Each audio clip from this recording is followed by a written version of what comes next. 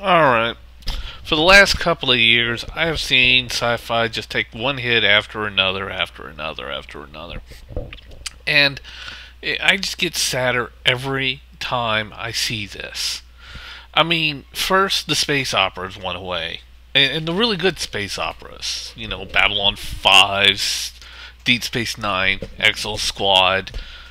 Of course, Exo Squad was canceled after only 2 seasons, which kind of sucked because that one was also getting really, really good. And the reason why I talk about Exo Squad is I don't like watching good sci-fi shows or good space operas just die away. Ow, that hurt. That was my leg, kitty. And yeah, besides space opera, there are other good shows. But right now, the only good sci-fi, with the cancellation of Eureka, which was a fun and kind of whimsical little sci-fi show, and I did enjoy it. And of course, it closed its doors.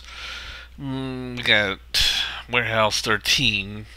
Yeah, I really don't care either which one. Warehouse 13. I mean, it's okay, but if you really like it, great. And of course, since it's made it this long, I pretty much say just let the show keep going.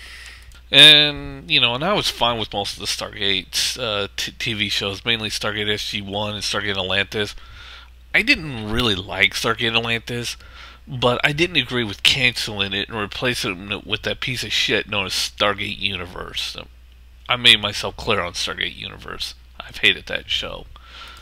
But the last couple of years, we've only really had really two good sci-fi shows. One of them not really a sci-fi, Supernatural, which is just a really fun show to watch. Gruesome gun violence. And the other one that I'm enjoying is Fringe. Yeah, I liked Fringe. And why the fuck aren't you people watching it? But I just, the absence of good sci-fi shows just really kind of ticks me off. And then comes out Revelation, which comes from the guy who created Supernatural and J.J.R. Abrams, guy from Fringe. And that god-awful Alcatraz. Well, Alcatraz at least had good stories. It's just that its premise was just locked in one little solitary area. And also, I forget who's behind it, but there was also Terra Nova, named after a shitty episode on Star Trek Enterprise. Yeah, way to go. Just, it just goes with that other sci-fi show, Threshold, which was named after a shitty episode on Star Trek Voyager. Why? But, Revelations. What did I think about it?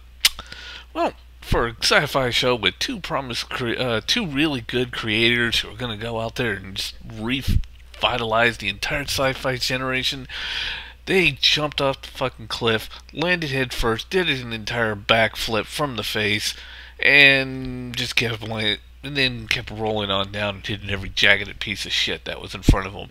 This show sucks. Oh, God, does it ever suck.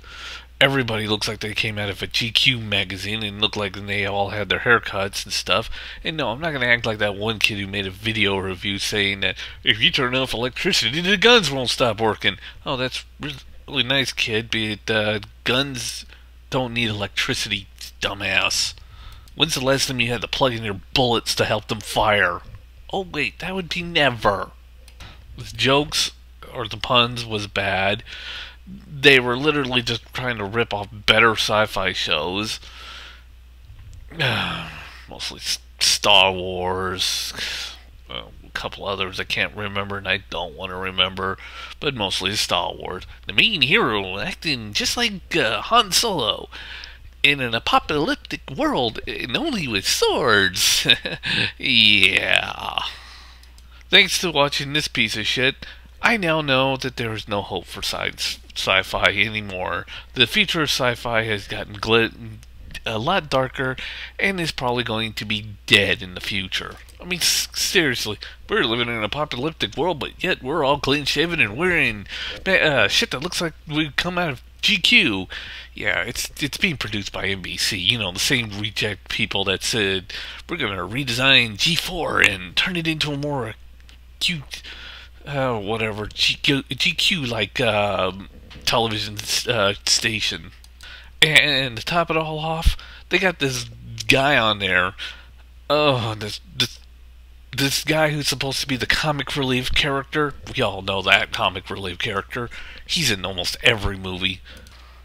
And not forgetting TV show. Sometimes it can be good, like the Norman guy from Jurassic Park. You remember him, the guy who tried to steal the dino DNA and ended up become Dino Chow instead. That character worked in that, mainly because he helped out with the plot. This character doesn't help with anything. He does nothing except hold this goddamn fucking necklace that I don't give a flying fuck about.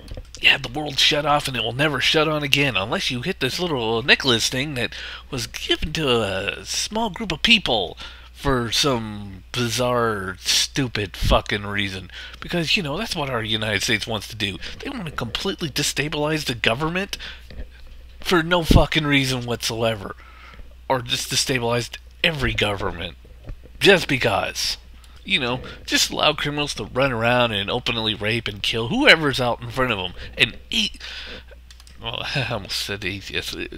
By the way, I didn't mean that one. I mean an anarchist's dream come true. But anyways, this extra little character dumb shit, he's not funny. I know it's a comedian, and of course, I got nothing against the actors. I mean, actors are just told to act and do their parts. But he isn't a funny character. He's almost as annoying as Neelix on Star Trek Voyager, if not more annoying and more stupider. And just to make the stupider, I give you 3 guesses where this guy used to work for before the power went out. Google. Yeah, I'm not joking. He's an ex-employer of Google who was worth $1 billion. I wonder who they're trying to reference. God, fucking bad show. Bad. I guess the only thing Google employees will be good for when the apocalypse is happening is being sidekicks to a bunch of more competent, well-dressed people. How the fuck does that happen? This show sucks. Just take my word for it. I've only told you a small portion of it. This is a shit fest. And what was funny was after they had the premiere, they literally dropped all of their advertisements. I wonder why. Like I said before, after watching this show, I have nothing but bleak predictions for sci-fi in general. That it'll probably wind up with we'll probably wind up with a whole generation of just no sci-fi whatsoever on TV. None. And I think this show will be pretty much the final nail in its coffin. Fucking revolution, my fucking ass.